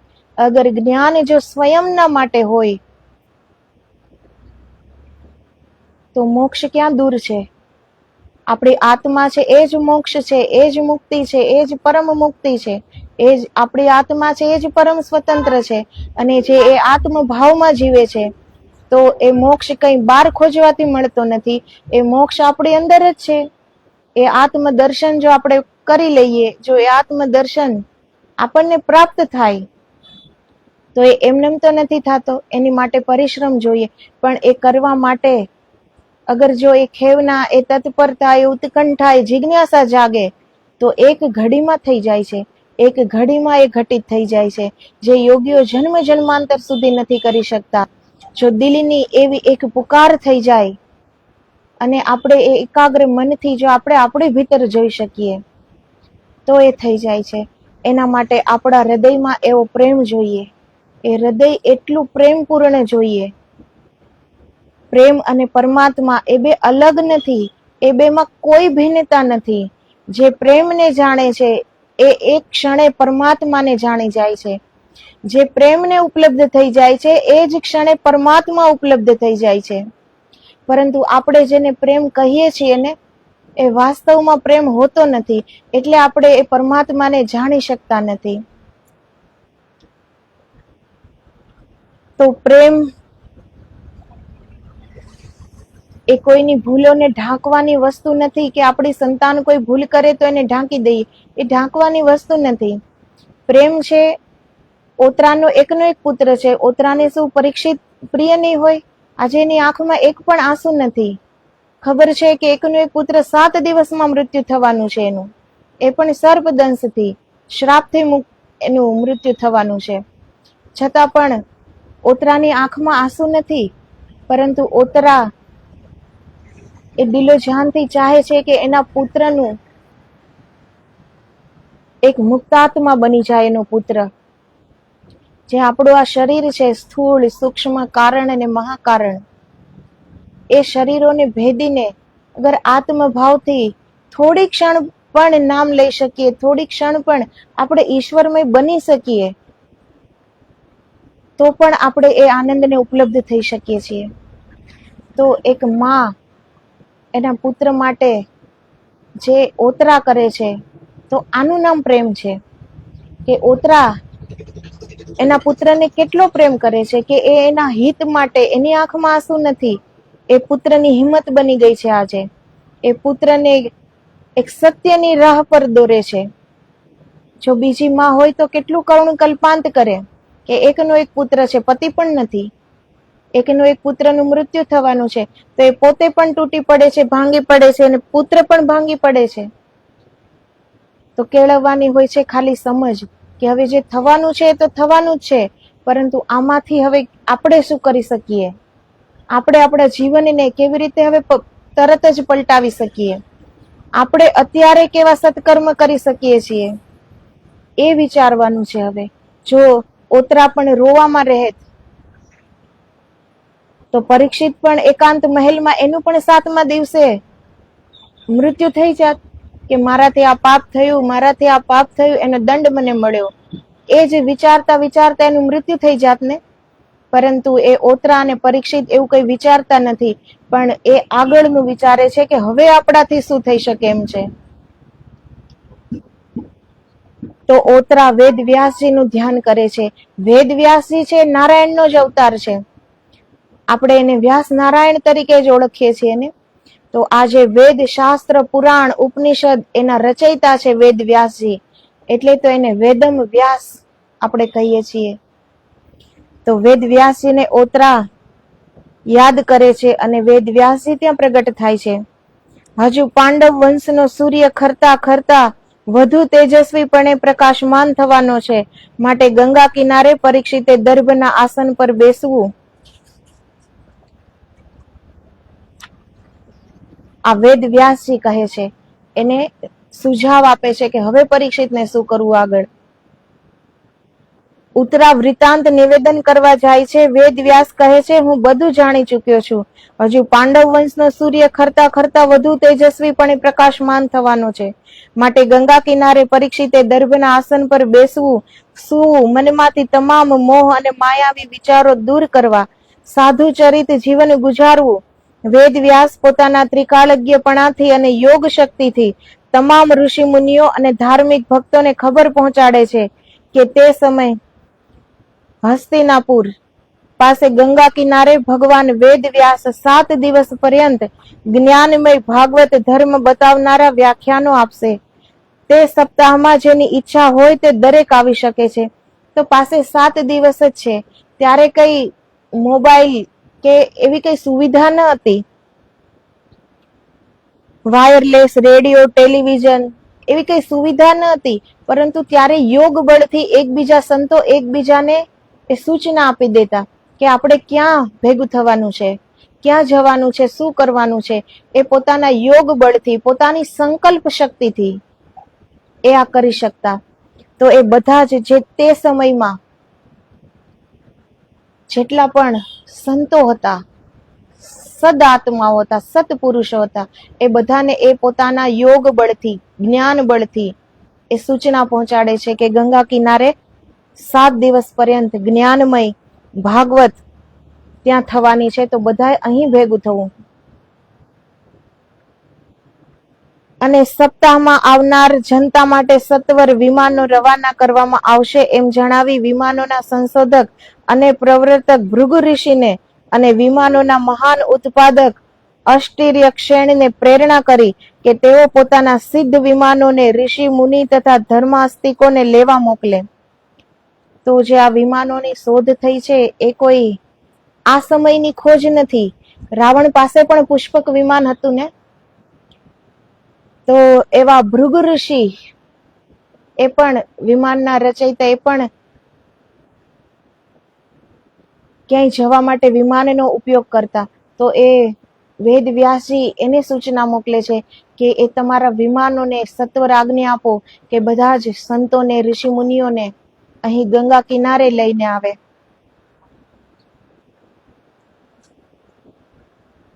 આ ભૃગુ ઋષિએ વિમાનોનું પ્રથમ સંશોધન કર્યું હતું. તે ભૃગુનું આયુષ્ય 100 વર્ષનું હતું.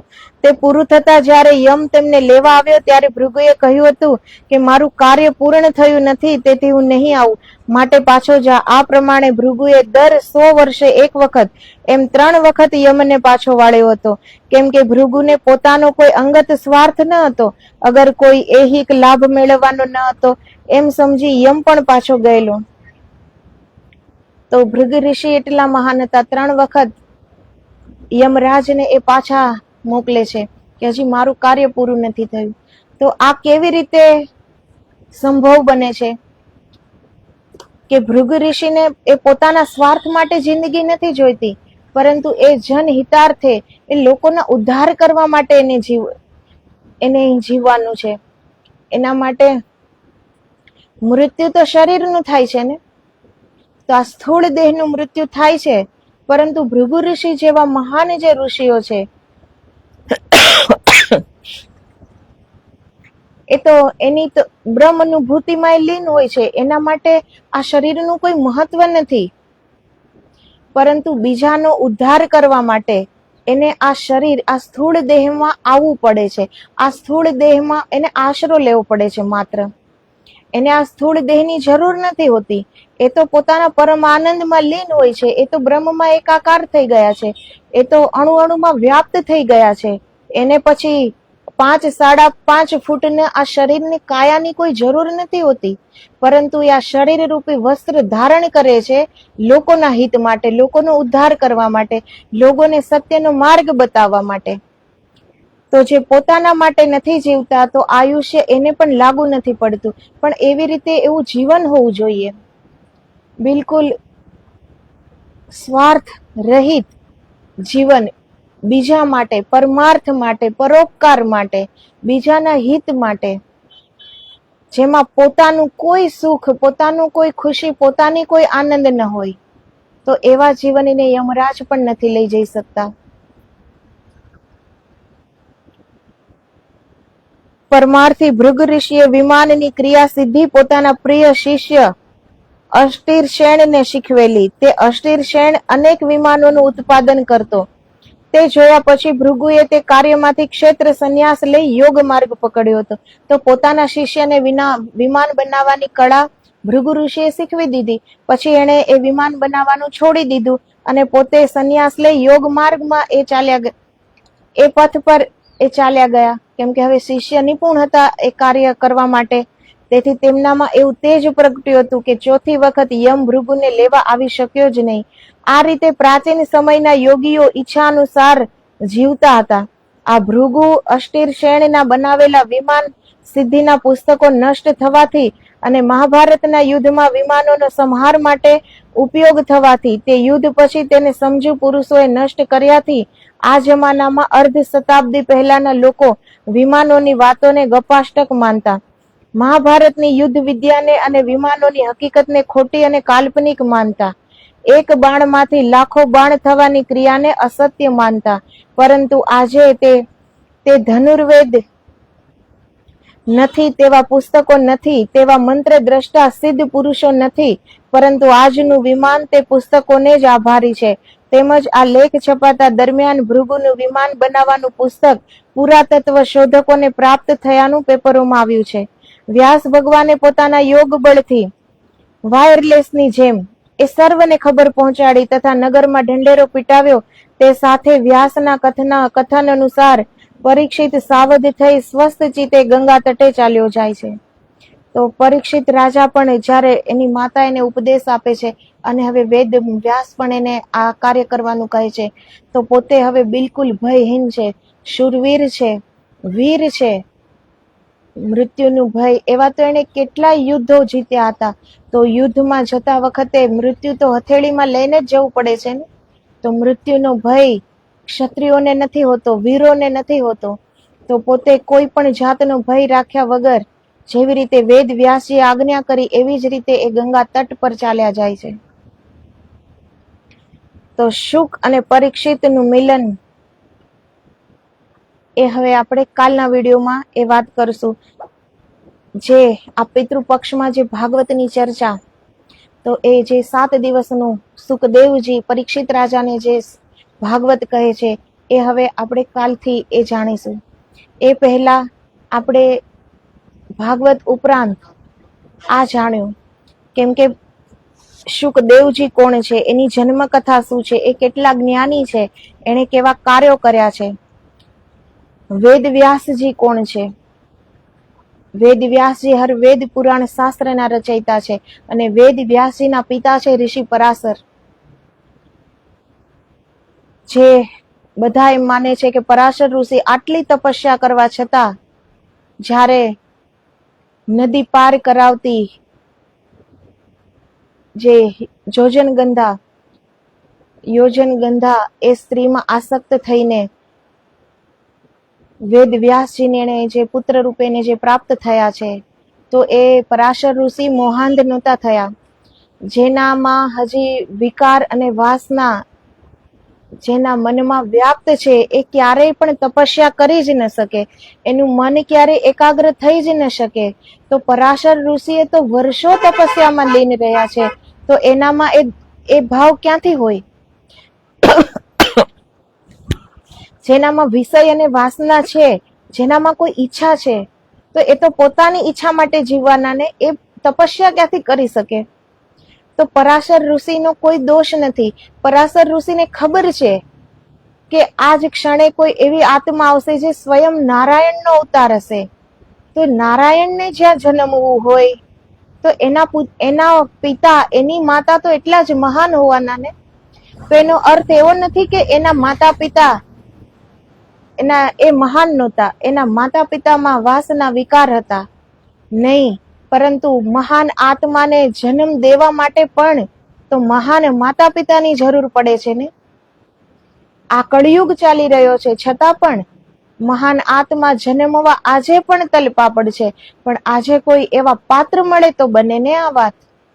તો પરાશર ઋષિ જે વર્ષો સુધી સમાધિસ્થ રહ્યા છે, વર્ષો સુધી તપસ્યા કરી છે, એ શું એક યુવતીને જોઈને મોહાંધ થઈ જાય? જો એનું મન એકાગ્ર ન હોય તો એ જંગલમાં રહીને તપસ્યા રત કેવી રીતે રહી શક્યા હોય? તો પરાશર ઋષિ મોહાંધ નહોતા.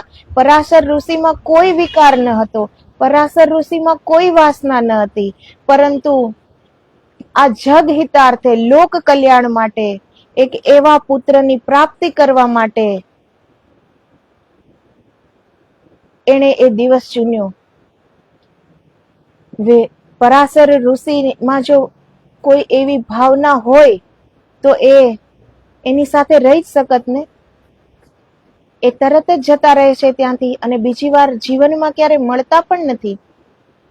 અને એ માતાએ પણ વેદ વ્યાસજીને જંગલમાં છોડી દે છે. સત્યવતી, તો એ સત્યવતી અને પરાશર ઋષિના પુત્ર છે વેદમ વ્યાસ. તો એનામાં કોઈ જ વાસના વિકાર ન હતા. પણ આજનો માનવી એટલો સમજદાર થઈ ગયો છે કે પોતાના દોષો છુપાવવા માટે એ મહાન વ્યક્તિઓના અને મહાન વ્યક્તિત્વના એ આડ લઈ લે છે કે આટલી તપસ્યા કરી અને પરાશર ઋષિ પણ મોહાંધ થઈ ગયા, તો આપણે તો શું? પરંતુ આ બિલકુલ અસત્ય છે. જે તપસ્યા કરી શકે છે એ પોતે સંયમમાં જીવન જીવી શકે છે, અને એનામાં એ સંયમ છે. એ બધાથી પર, પોતાની ઈચ્છાઓથી પરે ગયા ત્યારે તો એ તપસ્યા કરી શક્યા. જેટલી પણ ઈચ્છાઓ છે, વાસના છે, વિકાર છે, એ મનના તલ ઉપર છે. અગર મન નથી જીત્યા તો તપસ્યા ક્યાંથી થાય? તો જે મનને જીતી ગયા છે, શરીરને જીતી ગયા છે, બુદ્ધિને જીતી ગયા છે, પ્રાણને જીતી ગયા છે, એ જ તપસ્યા કરી શકે છે. તો એવા લોકોથી ક્યારેય ભૂલથી પણ ભૂલ નથી થતી, પણ એવા લોકોને ખબર હોય છે કે ક્યારે શું કરવું. તો એટલા મહાન ઋષિઓ એટલે જ ત્યારે લગ્ન કરતા કે એ મહાન છે તો ત્યાં મહાન આત્માનો પ્રાદુર્ભાવ થાય ને. જે કોઈ પાત્ર જ નથી, બિલકુલ સંસારી છે, જે કોઈ પાત્ર નથી, શું તેની ત્યાં કોઈ નારાયણ આવીને જન્મે? શું? તો મહાન આત્માનું પ્રાગટ્ય જો કરવું હોય તો એને પણ મહાન માતા પિતા જ જોઈએ ને. એટલે પહેલાના ઋષિઓ લગ્ન કરતા, પરંતુ એ ઋષિઓમાં કોઈ વાસના, કોઈ વિકાર, કોઈ મહત્વકાંક્ષા, કોઈ ઈચ્છા નહોતી, પરંતુ એ લોકોના ઉદ્ધાર કરવા માટે, એક મહાન પુત્રની પ્રાપ્તિ માટે, એક સંતતિ માટે એ લગ્ન કરતા. એ કોઈ પોતાની ઈચ્છાઓ પૂરી કરવા માટે લગ્ન નહોતા કરતા. વેદ વ્યાસજી, પ્રખર જ્ઞાની, ત્રિકાળજ્ઞ, સ્વયં નારાયણનો અવતાર, એનામાં શું ઈચ્છા હોય, એનામાં શું વાસના હોય, છતાં પણ એને ધ્રિતાચી માતા સાથે લગ્ન કર્યા ત્યારે શુકદેવજીનું પ્રાગટ્ય થયું. તો જે મહાન આત્માઓ છે એ લગ્ન એટલા માટે કરે છે, એક મહાન સંતતિ માટે, પોતાની વાસનાઓ પૂરી કરવા માટે નહીં. તો ક્યારે પણ એ ઉદાહરણ ના આપવું જોઈએ કે એ લોકોએ આટલી તપસ્યા પછી પણ એ મોહાંત થયા તો આપણે તો શું. તો જે આપણી ભૂલો છે એને છુપાવવા માટે જે આટલા મહાન ઋષિ મુનિઓ આપણા થઈ ગયા છે એનું ઉદાહરણ ક્યારે પણ ન અપાય. કેમ કે એ સ્વયં ઉદાહરણ બની ગયા છે કે એવી રીતે આપણે જીવવાનું છે, જેવી રીતે એ જીવી ગયા છે. તો સદગુરુ અને સંત પુરુષો એ શું કરે છે એ આપણે જોવાનું નથી, કે એને લગ્ન કર્યા કે એને સંતાનો કર્યા કે એ જે પણ કરે, એ જોવાનો આપણો હક નથી. સદગુરુ જે કહે છે એ આપણે કરવાનું છે. ગુરુના વચન ઉપર આપણે ચાલીએ ને તો પણ આપણું હિત થાય છે. તો ગુરુ શું કહે છે એવી રીતે આપણે કરવાનું હોય છે. સંતો શું કરી ગયા એ જોવાનો આપણો હક નથી, કેમ કે એ આપણી જાણ બહાર છે. એ આપણે હજી એ સ્થિતિમાં નથી કે આપણે એક સંતને ઓળખી શકીએ કે એ સંતે શું કામ કર્યું. પરાશર ઋષિએ દિવસને રાત્રિ કરી દીધી પોતાના તપોબળથી. બધા કહે છે કે એનું તપ જે કરીને આવ્યા હતા એ એને આમાં વાપરી નાખ્યું. તો એ કઈ ધન કમાઈને નહોતા આવ્યા કે એ રૂપિયા ખર્ચ થઈ ગયા. એને તો એ ઉર્જા સ્ત્રોતનું ખબર પડી ગઈ છે, એ તો પોતે બ્રહ્મમાં એકાકાર થઈ ગયા છે, એનું શું નષ્ટ થવાનું છે. પરંતુ એને એ ખ્યાલ છે કે મારાથી જ એક મહાન પુત્રની પ્રાપ્તિ થવાની છે, એક મહાન પુત્ર આવવાનો છે જે લોકોનો ઉદ્ધાર કરશે. વેદ વ્યાસજી જો ના આવ્યા હોત આ પૃથ્વી પર તો આપણને આ વેદ પુરાણ શાસ્ત્ર ન મળ્યા હોત. તો કયા ક્ષણે કયા સમયમાં કોને આવવું અને કઈ રીતે આવવું એ સંત પુરુષોને ખબર હોય છે, આપણને કઈ ખબર નથી હોતી. એટલે આપણે એમાં ખોટી કલ્પના કરીને, ખોટી વાતો કરીને આપણે કર્મના ભાગી શું કામ થઈએ. તો જે આપણા જે સંત પુરુષો કહીને ગયા છે અને આપણા સદગુરુ જે કહે છે તો એના વચન ઉપર ચાલવાનું છે. એ શું કરે છે એ આપણે જોવાનું નથી, આપણે વિચારવાનું નથી. એની સ્થિતિ અલગ છે. એ ખાલી સ્થૂળ દેહમાં રહે છે, એ શરીરમાં રહેવા છતાં પણ અશરીરી છે.